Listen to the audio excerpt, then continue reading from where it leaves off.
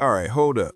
We got Pooh Shiesty's lawyer, Bradford Cohen, stepping into the mix. And yeah, this the same guy who also represented Kodak Black. Now listen to this. He's known for being sharp, and it sounds like he's speaking out real clear on this situation. He basically says straight up, I'm gonna be honest. And remember, this was all said during a live stream. According to him, it looks like multiple people cooperated and pointed out who was actually there during the incident. He even mentioned that Gucci and the cameraman identified someone through an Instagram account named CEO Big 30. Now hold up, he made sure to say no disrespect, he even showed love to Gucci, but he also questioned whether Gucci would actually take the stand, while pointing out that Gucci is doing the identifying, just like he would in that position. And yeah, a lot of folks started saying Keisha Kayor might have had influence. Listen, that's his wife. Of course she has some say. They've built a whole life and have kids together. But here's the real talk. This isn't how you handle a contract issue. You go through lawyers, simple as that. All Pooh really had to do was drop FTO, remind everybody of his value, and then renegotiate from a stronger position.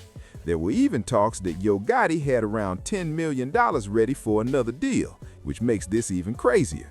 Now here's where it gets messy. There are claims that Gucci Mane was making money off Pooh while he was locked up and didn't pay him.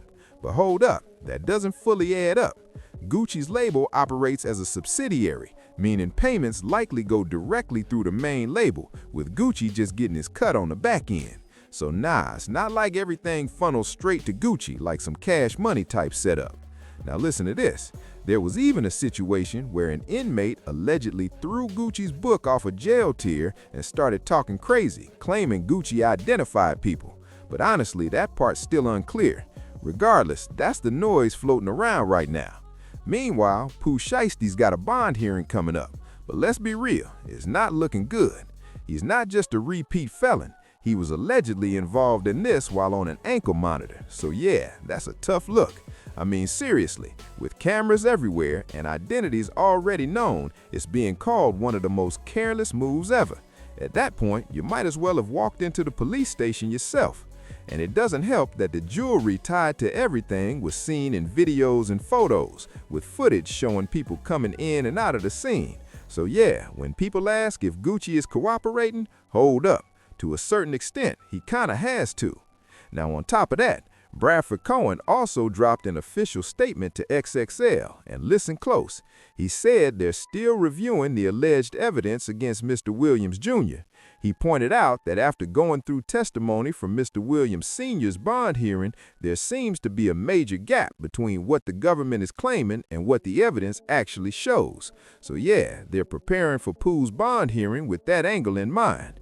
Then, out of nowhere, Tekashi comes in, claiming Pooh's label paid him to boost streams for legal fees. But come on, that sounds wild, and there's no real proof behind it. Finesse 2 Times also hinted that Keisha Kayor played some role in Gucci's decisions, but we've already touched on that angle. Even DJ Vlad chimed in, referencing Traps and Trunks, saying Gucci claims nothing really happened in the way people think. He also said Pooh can't argue he signed anything under pressure and that Gucci won't be making any more money off him moving forward.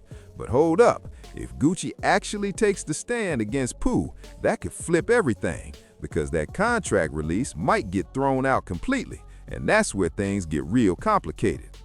Ends up still making money off him.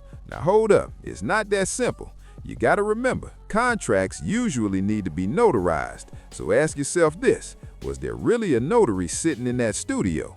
Yeah, exactly. Probably not. Now, everybody's quick to scream that Gucci Mane is a snitch, but listen to this. It might really come down to choosing business over street reputation.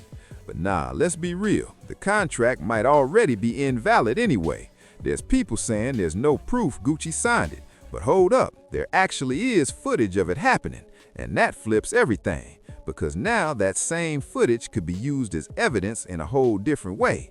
Think about it deeper. They thought recording that moment would protect them, but it might have just built a case against them instead.